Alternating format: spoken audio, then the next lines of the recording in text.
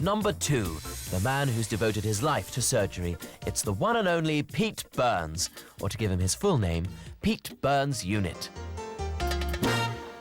Pete Burns is obviously a very, very troubled man, woman, thing.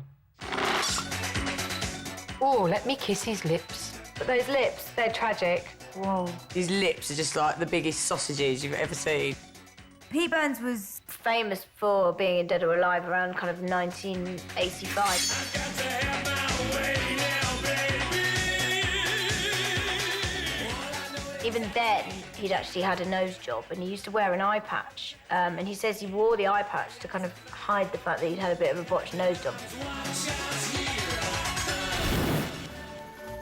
In around 2000 was when he started this massive plastic surgery procedure. What I was looking to achieve before I went in for my operation was to look like one of my childhood sketches.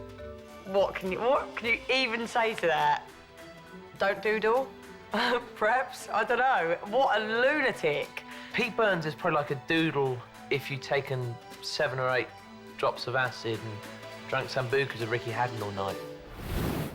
It emerged in 2006 that he'd had this massive battle to correct a botched lip job that had been done a couple of years before.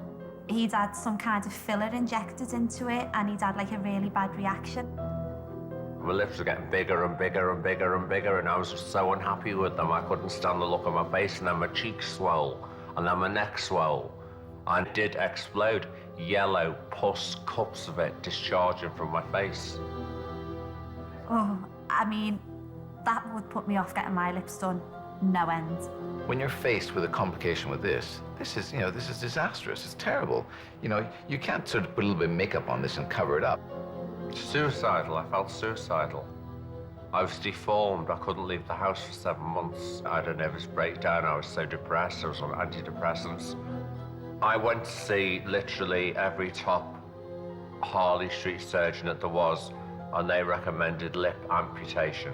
Luckily, I found a cosmetic surgeon based in Italy, and he reconstructed lips for me, got rid of all the scars.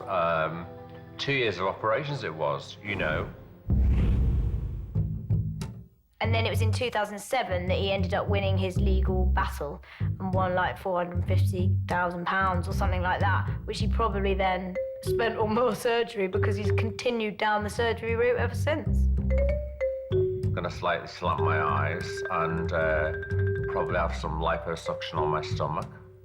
Outside, he's just made a mess of himself, but for some people, I suppose, they're trying to get an image that suits what they are inside, and for him, it's kind of plasticine-y.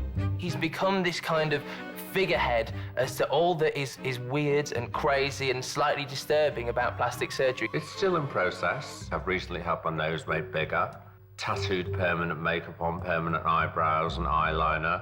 I'm perfectly happy with the way I look. Well, this is it.